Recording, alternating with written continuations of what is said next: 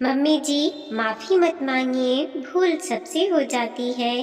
घर के सभी सदस्यों के खाना खाने के बाद था कि हरी सोनाली अपने लिए खाना परोसने जाती है, परंतु उसने देखा रोटी के डिब्बे में 2 ही रोटियां हैं और सब्जी तो बिल्कुल भी नहीं है। 3 बज चुके थे, भूख जोर से लगी थी, इसलिए वह सब्जी के बर्तन से रोटियां रगड़ रगड़ कर खाने लगी। बीच में पानी पीती जाती, आंखों से आंसू टपक रहे थे। उसकी छोटी ननद नेहा पानी पीने किचन में आती है और पूछती है, भाभी रो क्यों रही हो? कुछ नहीं कहकर आंसू छुपाते हुए मुस्कुरा देती है। खाना के खाली डिब्बे देखकर नेहा अपनी माँ बिमला जी से जाकर कहती है कि भाभी को आज फिर खाना नहीं बचा। बिमला जी किचन में आती हैं, पीछे से उनके पति रामेश्वर जी भी आ जाते हैं। बिमला जी के स्वभाव से भली भांति परिचित थे, परंतु बिमला जी दिखावे के लिए कहती हैं कि रोटियां नहीं बची तो बना नहीं सकती, भूखी क्यों रह गई। सोनाली बोली, मम्मी जी मैंने खाना खा लिया है कहकर अपने काम में लग जाती है।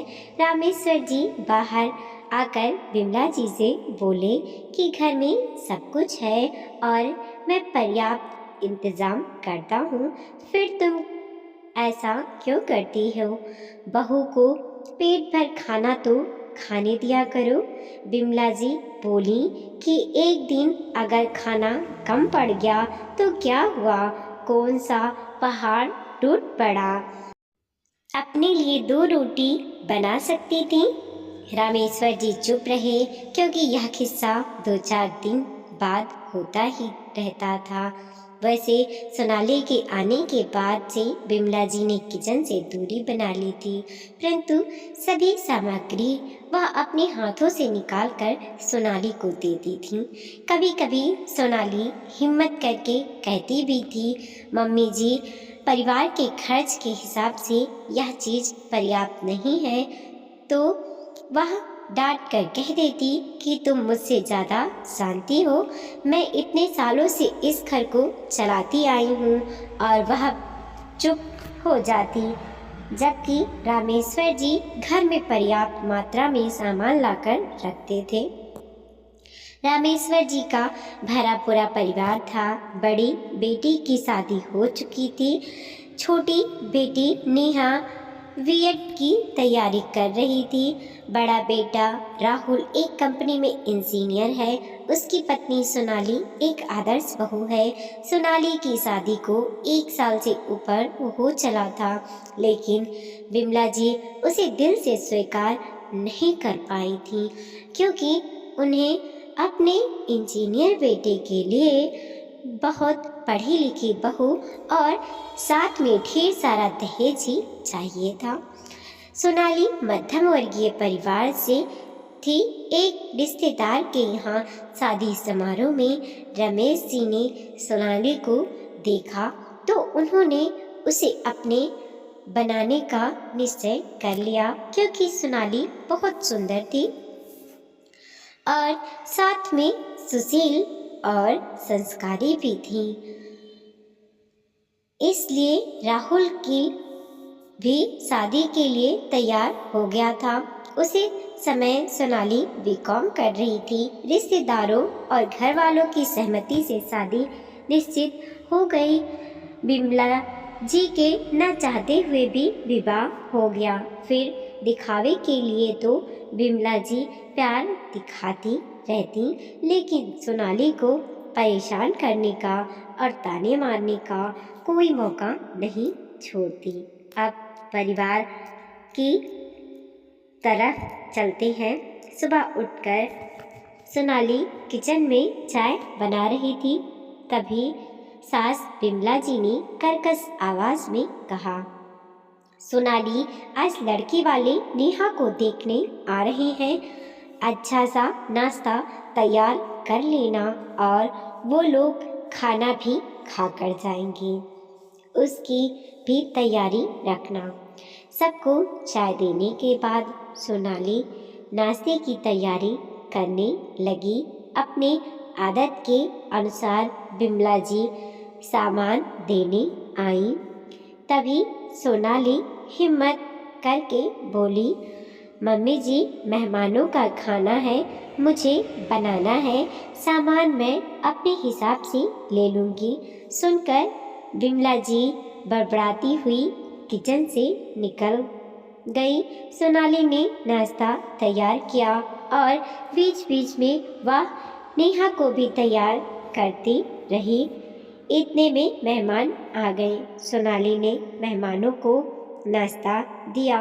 तभी नेहा चाय लेकर आ गई। वो नेहा को देखकर बोली कि हमें तो लड़की पसंद है, आप दोनों बच्चों की बात भी करवा दीजिए। थोड़ी देर के लिए बच्चों को बाहर बगीचे में भेज दिया। दोनों परिवार पहले से परिचित थे और रामेश्वर जी का घर संपन्न था, इसलिए दहेज तय नहीं किया गया। दोनों परिवारों ने औपचारिक बातें की। तब तक सोनाली ने खाना तैयार कर लिया। डाइनिंग टेबल पर खाना लगाया गया। सभी मेहमानों ने खाना खाया और खाने की बहुत तारीफ की। खाने के बाद शादी की तारीख पक्की करने के लिए कहकर मेहमान अपने घर चले गए। बेटी के रिश्ते की बात थी, इसलिए बिमला जी ने सुबह की बात को लेकर सोनाली से ज़्यादा कुछ नहीं कहा। घर के सभी लोग खाना खाने बैठे और सोनाली के एक दो बार कहने पर ही बिमला जी ने खाना खाने बैठ गईं। इतने में सोनाली के फ़ोन की घंटी बजी। उसने फ़ोन उठाया। बड़ी ननद नम्रता का फ़ोन था। नम्रता ने फ़ोन पर कहा कि बच्चों की छुट्टियां हो गई हैं, वो नाना नानी के यहाँ आने की जिद कर रहे हैं, इसलिए कुछ दिनों के लिए हम वहाँ आना चाहती हूँ। और सभी कुशल समाचार भी पूछा। सोनाली बोली, दीदी कैसी बातें कर रही हो, यह आपका मायका है, आप कभी भी कितने ही दिनों के लिए आ सकती हैं यहाँ, इसमें पूछने वाली क्या बात है। मम्मी पापा पर जितना राहुल का हक है उतना आपका भी है, वैसे कब आ रही हैं आप? नम्रता बोली, कल सुबह पहुंच जाऊंगी। सोनाली बहुत खुश हो गई। दूसरे दिन सुबह से सोनाली साफ सफाई में लग गई और फिर बहुत अच्छा सा नाश्ता तैयार कर लिया। राहुल नाश्ता करके नम्रता कॉलोनी स्टेशन चला गया।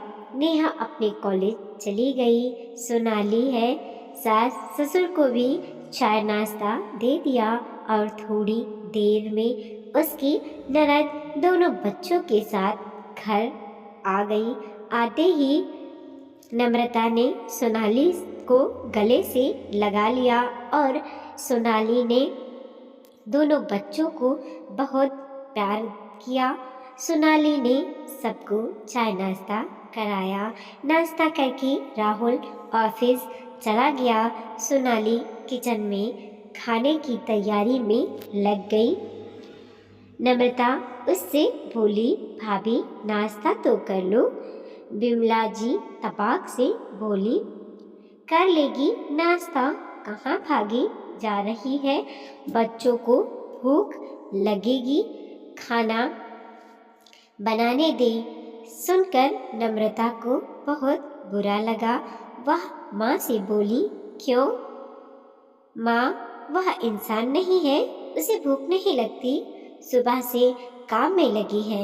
नम्रता, मैं अपने हाथों से नाश्ता लगाकर सोनाली को नाश्ता करवाया, फिर नम्रता किचन में सोनाली की मदद करने पहुंच गई।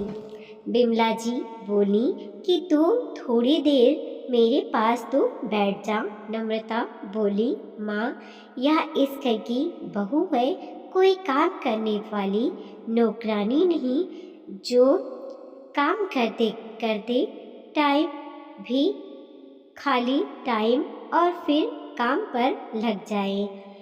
इस घर में इसका भी सबके समान बराबर अधिकार है। अगर मेरे साथ ससुराल में यही व्यवहार हो जो सोनाली के साथ आप करती हैं तो आपको कैसा लगेगा? क्योंकि मैं आपकी बेटी हूँ तो यह भी तो किसी की बेटी है। आप यह क्यों भूल जाती हो? बिमला जी चुपचाप सुन रही थी और रामेश्वर जी खुश थे।